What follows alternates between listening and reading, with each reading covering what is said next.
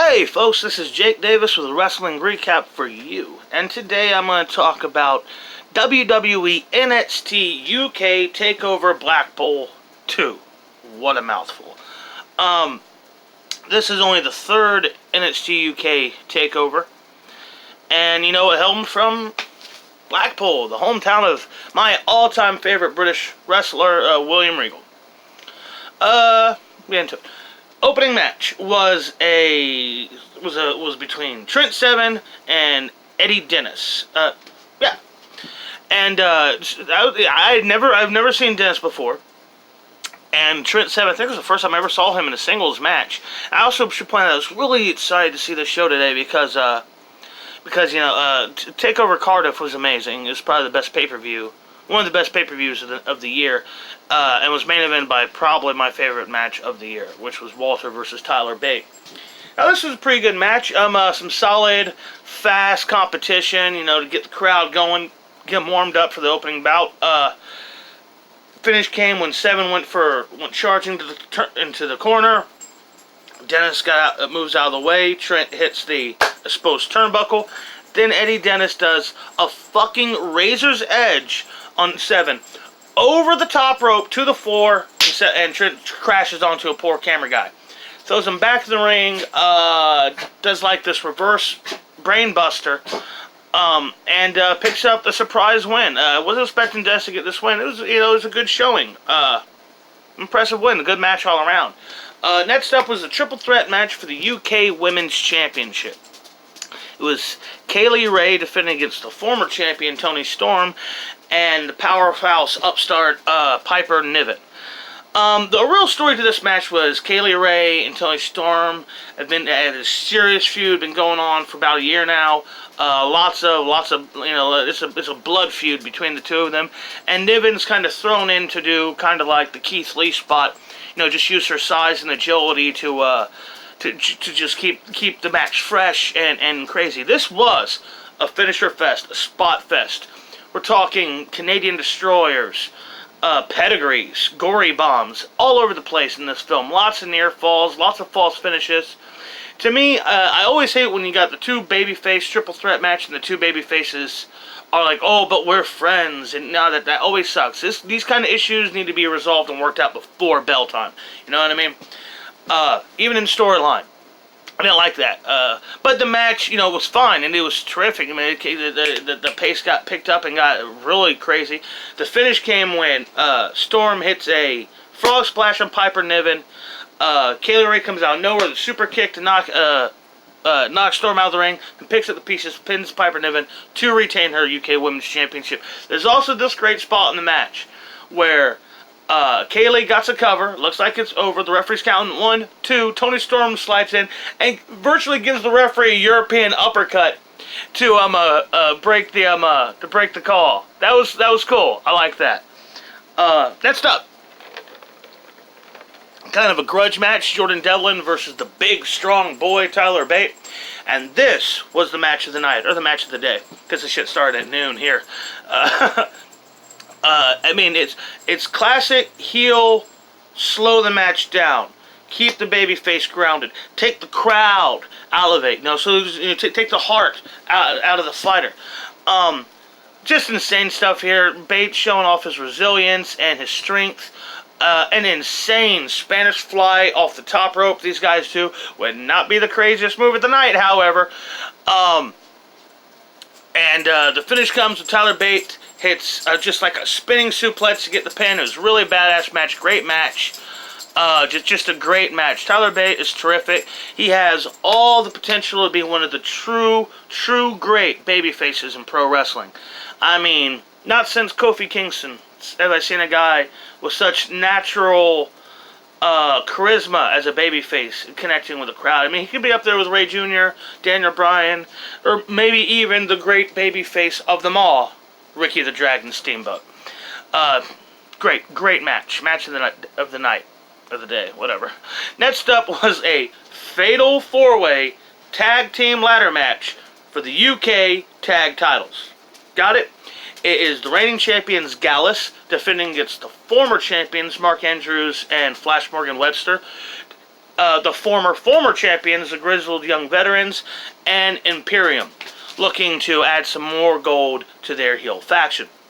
Now, right off the bat, I gotta point out, I was totally unaware that Gallus had turned babyface. It wasn't made clear why they're babyfaces or how they became babyfaces in between, the months have gone by. And to tell you the truth, I'm not really cool with it. I just didn't like the mechanics of this match. And as far as, well, not the match. The match was great. I don't like Gallus being a face faction. Doesn't sit with me. I mean, this isn't the late 90s. I guess that's what they're trying to do. Try to recapture this kind of Monday Night War stuff. When you had the Wolfpack versus Hollywood, you had Dietz versus the Nation of Domination. This kind of faction warfare. I guess NXT's kind of going for that right now. I'm not sure if I really like it, but that's what we're getting. We'll see. We'll see. And plus, they've got another pay-per-view that they got to hype up. Worlds Collide coming soon. Anyhow, lots of craziness. I mean, it's a ladder match, man. 8 guys in a ladder match. You know what's going to get fucking batshit crazy. There's table spots. There's ladder spots. There's just insanity. There's big falls. The most insane spot of the whole night was in this match when Webster and Andrews both come off the top of the ladder, crashing onto Wolfgang? Yeah. Through the table on the floor. That was fucking insane. That was scary. There's another great spot in the match where the other, not the guy who looks like a young William Regal, but the other guy, Imperium. I'm totally blanking on their 2 names. I don't like that. Anyhow, the one Imperium guy is going up the ladder, and he gets pulled down off the ladder, and he's just hanging onto the ladder, so the ladder just kind of tips over like a teeter-totter, and then the dude's partner comes over and tips the ladder back up on its upright, and the dude's still hanging on and gets out of the suplex and tip. That was really just funny. That was a great, brilliant, innovative spot in a ladder match. Simple, smart, and new. The finish is Gallus retains the tag titles, and I was really rooting for Imperium in this, and the crowd seemed to be way, way behind Andrews and Webster. But yeah, it was a great match. I just kind of think the least of the 4 interesting teams won, in my opinion. And now it's main event time. Walter defends the United Kingdom Heavyweight Championship against Joe Coffey. Now, Joe Coffey had a great last man standing match with Dave Mastiff back in Cardiff. And I already told you, Walter had match of the year with Tyler Bate. And Walter, I love Walter, man. This dude is so badass. Big, grizzly, and just so violent. Kind of reminds me a lot of JBL. Reminds me a lot of guys like Arn Anderson and his kind of mechanics in the ring and stuff like that. I can't wait for him versus Keith Lee. Fuck yeah, they better do that. They're smart. They would do that for WrestleMania. However, this wasn't a bad match, but this was the match I cared least about on the night. It's just like I said, I wasn't into Coffey being a babyface. Gallus, he's the leader of Gallus, and they're babyfaces now. I don't dig it. I don't like it. I don't really get it. And, he's just, in comparison to the Tyler Bate match, this match was boring and slow, and I just didn't care if Coffey won the title or not, and I didn't believe for a second that he had any chance of beating Walter. I love the outside interference shit. The 4th guy in Imperium, he used to be Insanity with Eric Young and Killian Dane. That guy. He interferes, and then that crazy-looking Dragunov motherfucker that looks like Judge Doom from Roger Rabbit, he interferes. They fight each other. Judge Doom gets fucked up by Walter. Eventually, Walter's able to lock in like this modified sleeper, and after being locked in it for a long time, Coffey finally taps out. Walter retains the title. But the real story of the main event happens after. Imperium's celebrating in the ring, and boom, they get hit by the Undisputed Era. Cole, O'Reilly, Fish, and Strong. They're in the ring. They're in fucking Blackpool, and they decimate the heels. Well, the other heels. They're all fucking heels. They beat the shit out of these guys, and they neutralize, and they They isolate Walter, and they just beat the fuck out of him. Red Dragon hold him still while Adam Cole bounces off the ring, gets shitload of momentum, hits the last shot to the back of the head. And the show goes off the air with the four of them celebrating.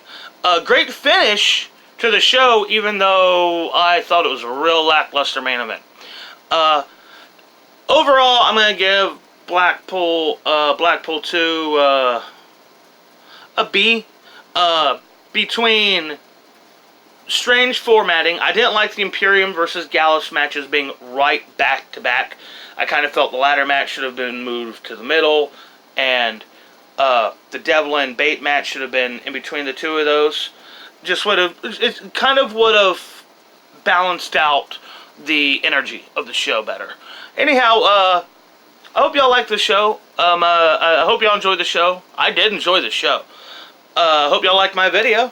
I did a video. I do lots of videos. No fucking big deal. Anyhow, like, share, subscribe. Whatever. I'm Jake Davis, and I'll catch you on the fly.